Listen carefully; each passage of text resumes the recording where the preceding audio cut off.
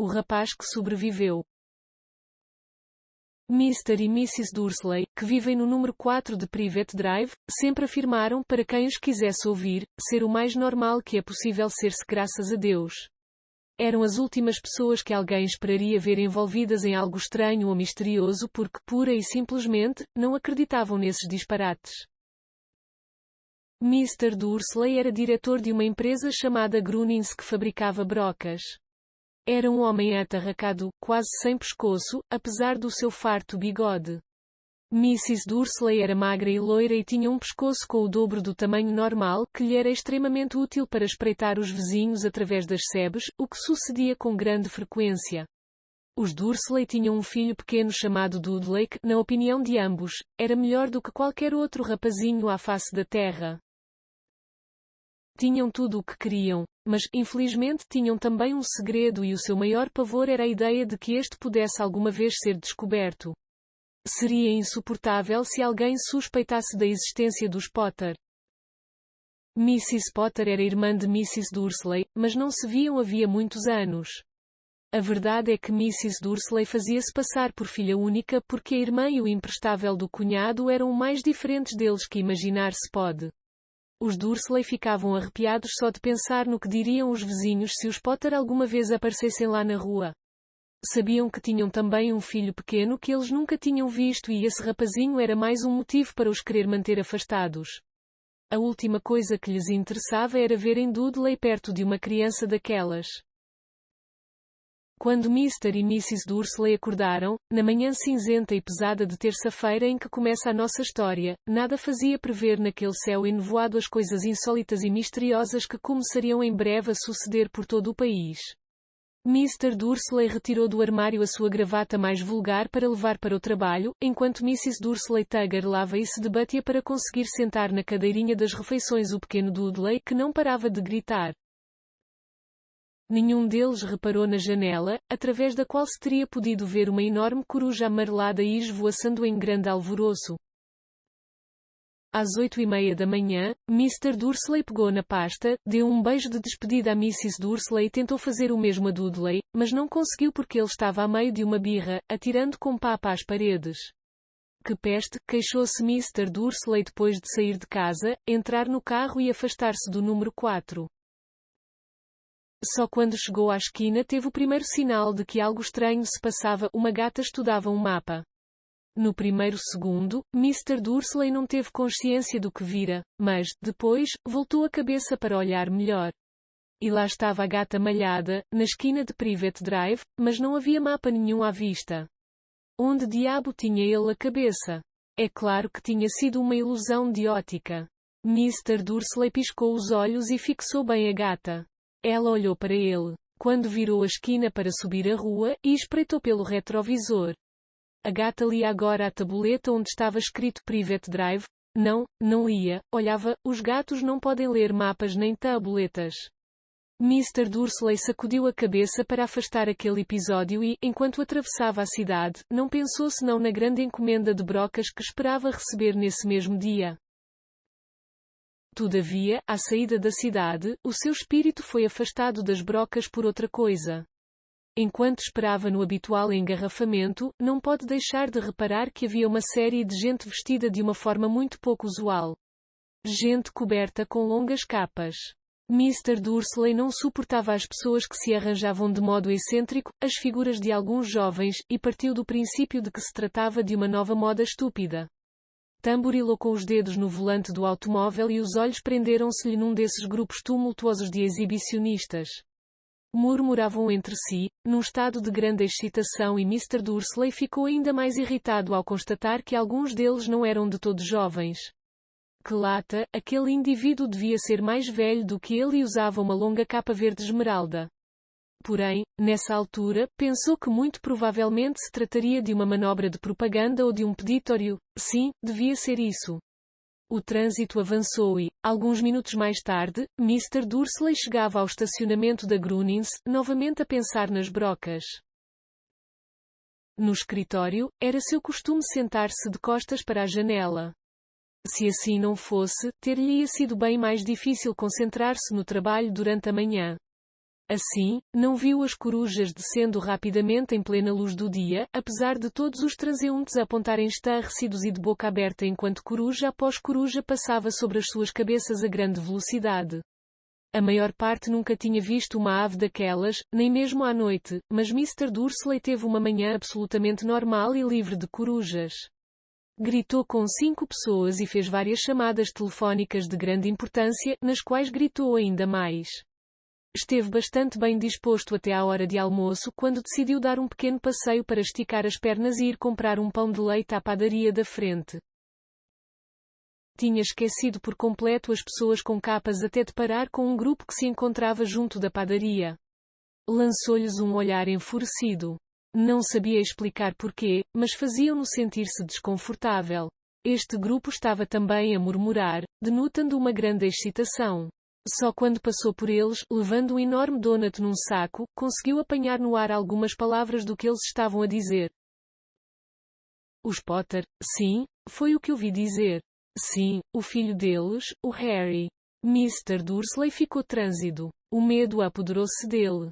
Olhou para trás, para os indivíduos que estavam a falar, como se quisesse dizer-lhes alguma coisa, mas pensando melhor, desistiu. Desceu a rua a correr direito ao escritório, disse à secretária que não o interrompesse, pegou no telefone e estava quase a acabar de discar o número quando mudou de ideias. Pôs o auscultador no descanso e cofiou o bigode. Pensando bem, estava a ser estúpido. Potter não era um nome assim tão raro. Devia haver imensos Potter com filhos chamados Harry. Aliás, ele nem tinha a certeza se seria esse o nome do sobrinho, nunca sequer o tinha visto. Podia ser Harold ou Harvey, não havia motivo para deixar Mrs. Dursley preocupada. Ela ficava sempre tão fora de si quando se tocava no nome da irmã. E não podia censurá-la, se ele tivesse tido uma irmã assim. Mas, ao mesmo tempo, toda aquela gente de capas longas.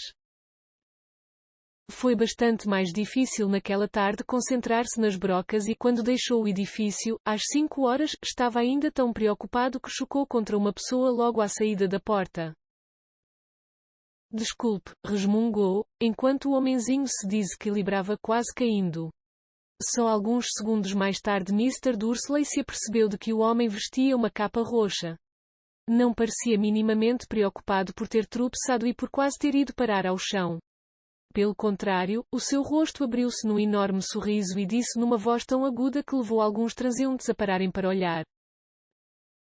Não se preocupe, meu caro senhor, no dia de hoje nada poderia aborrecer-me. Alegreu-nos porque o quem nós sabemos desapareceu finalmente do mapa. Até os Muggles, como você, deviam festejar este dia tão feliz. O velhote envolveu-o num grande abraço e em seguida afastou-se. Mr. Dursley ficou pregado ao chão. Tinha sido abraçado por um indivíduo que lhe era totalmente estranho e que lhe tinha chamado Muggle, fosse lá isso o que fosse. Estava confuso. Apressou-se a chegar ao carro e dirigiu-se para casa na esperança de que tudo aquilo não passasse de imaginação sua, coisa que até então nunca tinha desejado, uma vez que não era muito adepto da imaginação. A primeira coisa que avistou ao aproximar-se do número 4, e que não melhorou em nada o seu estado de espírito, foi a gata malhada que vira de manhã. Estava agora sentada no muro do seu jardim. Tinha a certeza de que era a mesma por causa das marcas em volta dos olhos. Chou, enxutou bem alto. A gata não se moveu. Limitou-se a lançar-lhe um olhar ríspido. Seria o comportamento normal de uma gata? Questionou-se Mr. Dursley. Depois, fazendo um esforço por aparentar um ar absolutamente normal, entrou em casa, ainda decidido a não falar em nada daquilo à mulher. Mrs. Dursley tinha tido um dia igual a todos.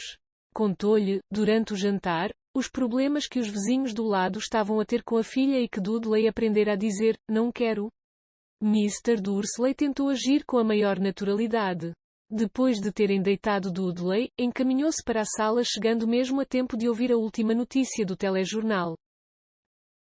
E, por fim, os observadores de pássaros comunicaram-nos que as corujas do país tiveram um comportamento bastante estranho durante o dia de hoje. Apesar de ser hábito caçarem durante a noite, não sendo praticamente vistas à luz do dia, milhares destas aves foram vistas a voar em todas as direções desde o nascer do sol. Os peritos não conseguem explicar esta súbita alteração do seu padrão de sono. O apresentador permitiu-se um sorriso, muito misterioso. E agora passemos a Jim McGuffin e às previsões do tempo. Continuará a haver chuva de corujas durante a noite, Jim?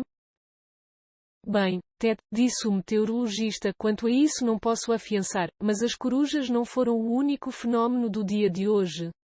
Observadores de Kent, Yorkshire e Dundee têm telefonado insistentemente a informar-nos de que, em vez da chuva que eu previra ontem, têm tido uma tempestade de estrelas cadentes? É como se as pessoas tivessem decidido festejar mais cedo a Bonfire Night 1, que é só na próxima semana, mas posso prometer-vos chuva para esta noite. Mr. Dursley sentou-se petrificado na poltrona. Estrelas cadentes em toda a Grã-Bretanha? Corujas a voarem durante o dia? Gente estranha usando longas capas em todo o lado? E aqueles murmúrios sobre os Potter? A senhora Dursley entrou na sala, trazendo 2 chávenas de chá. Não podia ser, tinha de falar com ela. Clareou nervosamente a voz. Ah, Petúnia, minha querida, não tens sabido nada da tua irmã nos últimos tempos, pois não? Como era de esperar, Mrs. Dursley ficou chocada e indisposta. Não tinham decidido esquecer que ela tinha uma irmã. Não, respondeu secamente. Porquê? Informações estranhas no telejornal, resmungou Mr. Dursley, corujas, estrelas, e uma série de gente com um aspecto fora do normal que encheu as ruas durante o dia de hoje. E daí? Perguntou Mrs. Dursley. Bem, eu pensei que talvez tivesse alguma coisa a ver com, sabes, a gente dela. Mrs. Dursley bebeu o chá aos golinhos, enquanto o marido se perguntava se deveria dizer-lhe que ouvira uma referência aos Potter. Decidiu não arriscar. Em vez disso, proferiu com tanta naturalidade quanto lhe foi possível, o filho deles deve ter mais ou menos a idade do Dudley, não deve? Acho que sim, respondeu, constrangida, Mrs. Dursley. Como é que se chama o garoto? Howard, não é, Harry, o nome mais vulgar que podiam ter encontrado.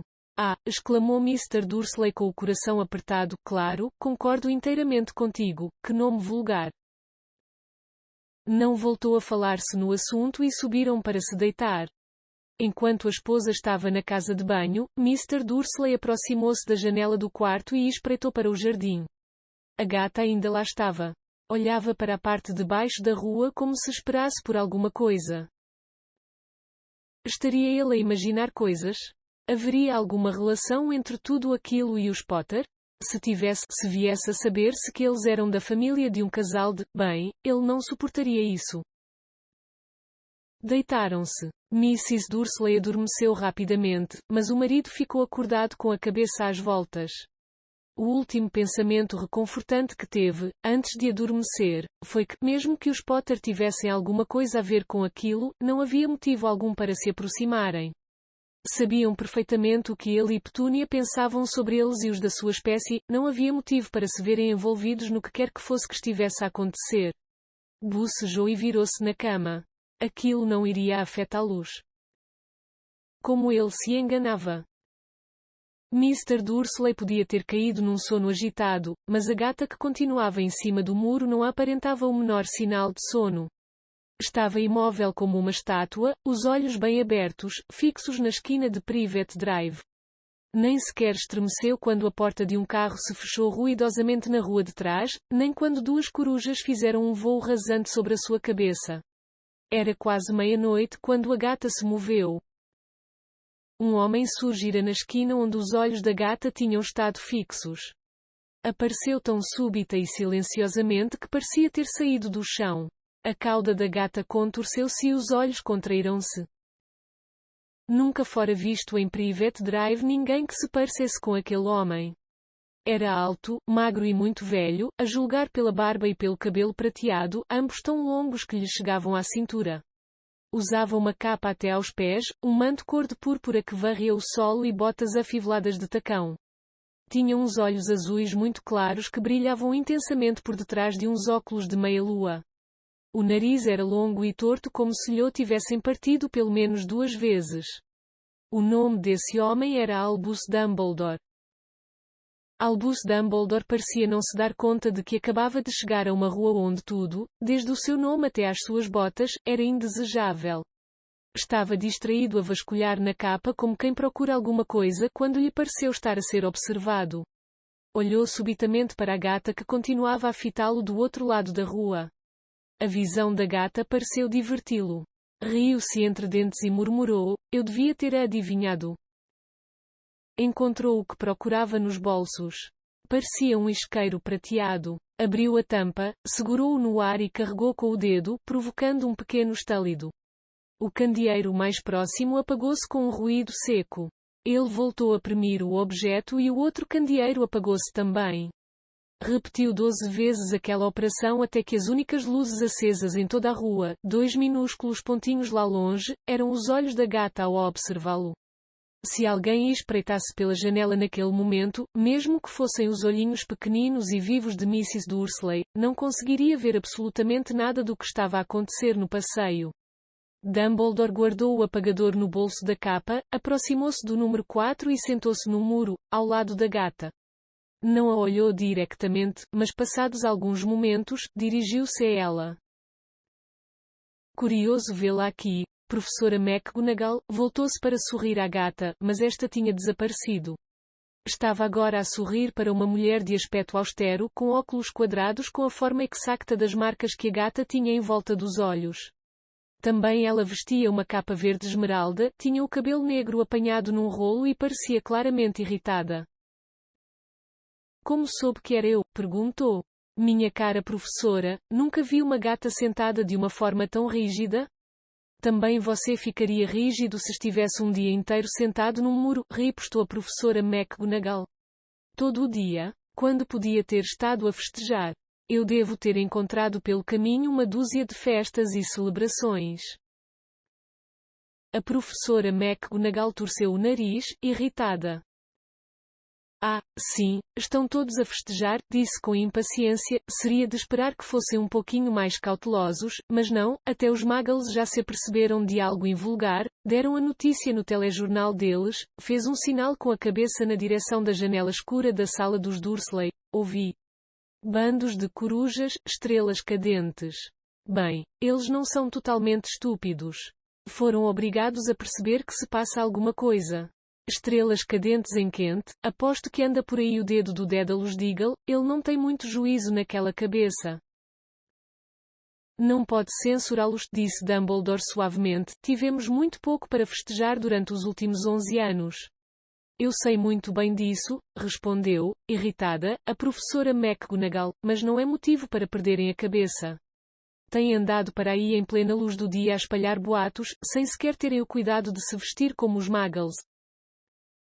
Lançou um olhar ríspido de lado a Dumbledore como se esperasse que ele dissesse alguma coisa, mas este manteve-se calado. Ela prosseguiu, era lindo se no dia em que o quem nós sabemos parece por fim ter desaparecido, os Muggles descobrissem tudo a nosso respeito. Sim, porque eu julgo que ele desapareceu mesmo, não foi, Dumbledore? Parece que sim, respondeu ele, temos de estar muito gratos. Não quer tomar uma limonada comigo? Uma quê? Uma limonada. É uma bebida dos Muggles de que eu gosto muito. Não, muito obrigada, recusou a professora McGonagall friamente, como se considerasse não ser aquele o melhor momento para tomar limonadas como eu estava a dizer, mesmo tendo o quem nós sabemos desaparecido. Minha querida professora, com certeza uma pessoa sensata como a senhora pode referir-se a ele usando o seu verdadeiro nome. Toda essa história disparatada do quem nós sabemos, há 11 anos que tento convencer as pessoas a proferirem o seu nome, Voldemort, a professora McGonagall vacilou, mas Dumbledore, que estava a abrir 2 limonadas, pareceu não dar por isso, torna-se tão confuso continuar a dizer o quem nós sabemos. Honestamente nunca vi qualquer motivo para ter medo de proferir o nome de Voldemort. Eu sei que não, disse a professora McGonagall num tom que expressava surpresa e admiração, mas você é diferente. Todos sabem que era o único de quem nós sabemos, oh. Está bem, o Voldemort tinha medo. Sinto-me elogiado, disse Dumbledore calmamente, Voldemort tinha poderes que eu nunca possuirei. Apenas porque você é demasiado, como direi, nobre, para os utilizar. Felizmente está escuro. Eu não curava tanto desde que a Madame Pomfrey me disse que adorava o meu novo barrete. A professora McGonagall lançou um olhar penetrante a Dumbledore e disse: as corujas não são nada comparadas com os boatos que correm. Sabe o que dizem por aí sobre o motivo do seu desaparecimento? Sobre o motivo que acabou com ele.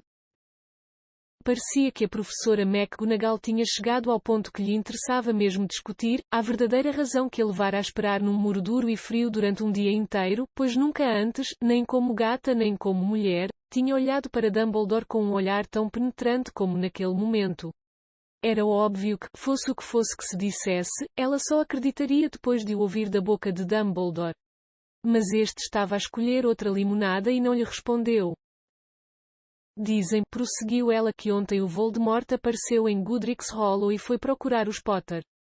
O que corre é que a Lily e o James Potter morreram.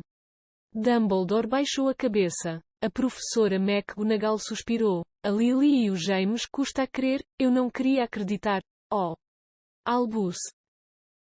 Dumbledore aproximou-se e deu-lhe uma palmadinha no ombro. Eu sei, disse, com pesar. A voz da professora McGonagall tremia, à medida que continuava a falar, e não é tudo. Dizem que ele tentou matar o filho deles, o pequeno Harry, mas que não foi capaz. Não conseguiu matar o rapazinho. Ninguém sabe porquê nem porque não, mas dizem que ao não lhe ser possível matar o Harry Potter, o seu poder se esvaiu e que foi por isso que o Voldemort desapareceu. Dumbledore acenou com ar sorumbático.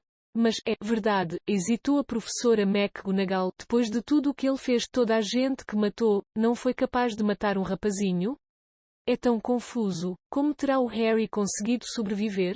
O máximo que podemos fazer são suposições, disse Dumbledore, talvez nunca cheguemos a saber. A professora McGonagall puxou de um lenço de renda e limpou os olhos por detrás dos óculos. Dumbledore fungou, enquanto retirava um relógio de ouro do bolso e o observava. Era um relógio bastante insólito. Tinha 12 ponteiros, mas não tinha números. Em vez deles, pequenos planetas movimentavam-se em círculos. Contudo, devia fazer sentido para Dumbledore, porque voltou a metê-lo no bolso, dizendo, o Hagrid está atrasado. A propósito, deve ter sido ele quem lhe disse que eu viria aqui, não? Sim, confirmou a professora McGonagall, e já agora não quererá explicar-me porque é que veio? Vim trazer o pequeno Harry à tia e ao tio. São a sua única família. Não está a querer dizer-me que não pode estar a referir-se às pessoas que vivem aqui? Gritou a professora McGonagall, pondo-se em pé e apontando para o número 4. Dumbledore, você não pode fazer uma coisa dessas. Tenho estado a observá-los durante todo o dia e não é possível encontrar duas pessoas mais diferentes de nós. E tem um filho, viu-a massacrar a mãe durante todo o caminho para lhe comprar doces. O Harry Potter, aqui. É o melhor lugar para ele, declarou Dumbledore com firmeza. A tia e o tio poderão explicar-lhe tudo um dia mais tarde quando for mais crescido. Eu escrevi-lhes uma carta. Uma carta, repetiu a professora McGonagall quase sem voz, voltando a sentar-se no muro. Francamente, Dumbledore, acha que é possível explicar tudo isto numa carta? Esta gente nunca na vida vai entendê-lo. Ele vai ser famoso, uma verdadeira lenda, não me espantaria nada se o dia de hoje viesse no futuro a ser conhecido como o dia de Harry Potter. Vão escrever-se livros a seu respeito, todas as crianças do nosso mundo conhecerão o seu nome? Precisamente, afirmou Dumbledore com a maior seriedade, olhando-a por cima dos óculos de meia-lua, tudo isso daria a volta à cabeça de um rapazinho. Ser famoso antes mesmo de saber andar e falar. Famoso por uma coisa de que nem ele consegue lembrar-se. Não vê que é muito melhor para ele crescer afastado de tudo isso, até estar preparado para entender as coisas? A professora McGonagall abriu a boca, mudou de ideias, engoliu em seco e em seguida disse, sim, claro, tem toda a razão. Mas como é que o rapaz cá chega? Dumbledore olhou para o manto dele como se pensasse que ele podia estar a esconder o garoto. O Hagrid vai trazê-lo. Acha que é sensato confiar ao Hagrid algo tão importante como isto? Eu confiaria ao Hagrid a minha própria vida, afirmou Dumbledore. Não estou a dizer que ele não tenha bom coração, afirmou a professora McGonagall renitentemente, mas não podemos ignorar que é pouco cauteloso. Tem tendência para, o que foi aquilo? Um som semelhante ao ribombar de um trovão quebrou o silêncio. Tornou-se ainda mais intenso enquanto percorriam a rua com o olhar, procurando avistar um par de faróis, e era já um verdadeiro estrondo quando olharam para o céu, e uma imensa motorizada aterrou, mesmo ao lado deles. Se a moto era grande, o que dizer do homem que vinha lá sentado? Devia ter o dobro da altura de um indivíduo normal e era, pelo menos, 5 vezes mais largo. Parecia maior do que era humanamente possível e verdadeiramente animalesco. Os cabelos e a barba negros, ambos emaranhados, ocultavam-lhe a maior parte do rosto, as mãos pareciam tampas de caixotes do lixo e os pés, dentro de umas enormes botas de couro, lembravam 2 golfinhos bebés. Nos braços fortes e musculados transportava uma trouxa de cobertores. Hagrid, disse Dumbledore parecendo aliviado, até que enfim. Onde diabo arranjaste essa moto? Pedi-a emprestada, professor Dumbledore, respondeu o gigante, saindo com todo o cuidado da moto. Enquanto falava, foi o Sirius Black que me emprestou. Tenha aqui a criança, senhor professor. Não houve problemas? Não, senhor, a casa estava praticamente destruída, mas eu consegui tirá-lo antes que os Muggles começassem a invadi-la. Ele adormeceu quando sobrevoávamos Bristol. Dumbledore e a professora McGonagall inclinaram-se para a trouxa de cobertores. Lá bem no meio, muito pequenino, estava um bebê do sexo masculino a dormir. Sob um tufo de cabelo preto que lhe caía para a testa podia ver-se um golpe invulgar em forma de raio. Foi aí que? Perguntou num sussurro a professora McGonagall. Sim, disse Dumbledore, ele vai ficar com esta cicatriz para sempre. Não pode fazer nada para a tirar. Dumbledore? Mesmo que pudesse, não o faria. As cicatrizes podem vir a ser muito úteis no futuro. Eu próprio tenho uma acima do joelho esquerdo que é um mapa perfeitíssimo do metro de Londres. Bem, dá-o cá, Hagrid, é melhor resolvermos já isto. Dumbledore tomou Harry nos braços e voltou-se de frente para a casa dos Dursley. Posso despedir-me dele? Perguntou Hagrid. Inclinou a grande cabeça hirsuta sobre Harry e deu-lhe um beijo que deve ter sido áspero devido ao roçar dos bigodes. Em seguida, Hagrid soltou um uivo que parecia vindo de um cão ferido. Chagaga, fez a professora McGonagall, vais acordar os Muggles.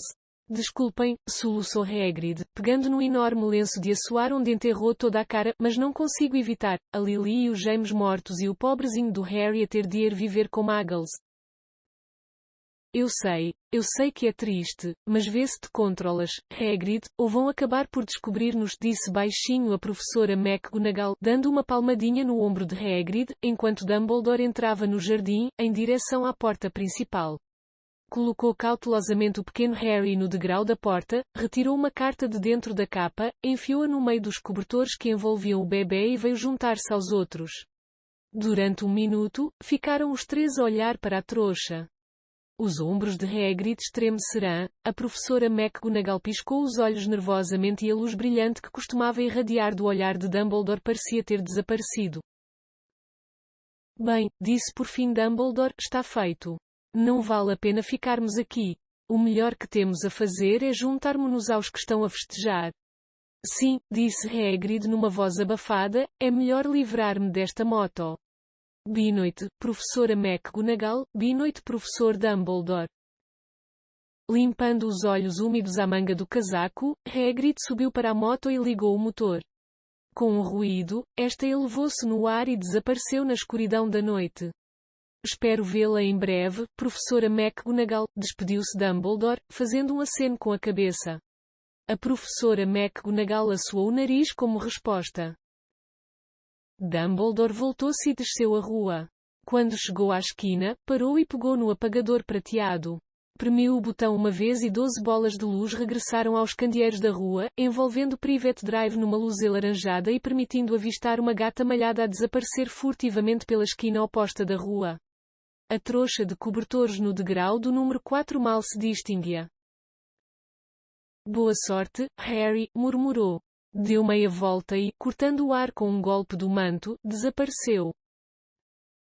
Uma brisa forte agitou as sebes rigorosamente aparadas de Private Drive, que continuou silenciosa e metódica sob a escuridão cerrada do céu. Aquele era o último lugar onde poderia esperar-se que algo fantástico pudesse suceder. Harry Potter rolou no meio dos cobertores sem acordar, uma mãozinha fechada sobre a carta que fora colocada ao seu lado, sem saber que era especial, sem saber que era famoso, sem saber que iria ser acordado dentro de algumas horas pelo grito de Mrs. Dursley, quando esta abrisse a porta para colocar no chão as garrafas vazias do leite, sem saber que durante as próximas semanas iria ser espicaçado e beliscado pelo seu primo Dudley, ignorando por completo que, naquele preciso momento, em festas secretas espalhadas por todo o país, milhares de pessoas brindavam com os copos no ar, gritando ao Harry Potter, o rapaz que sobreviveu.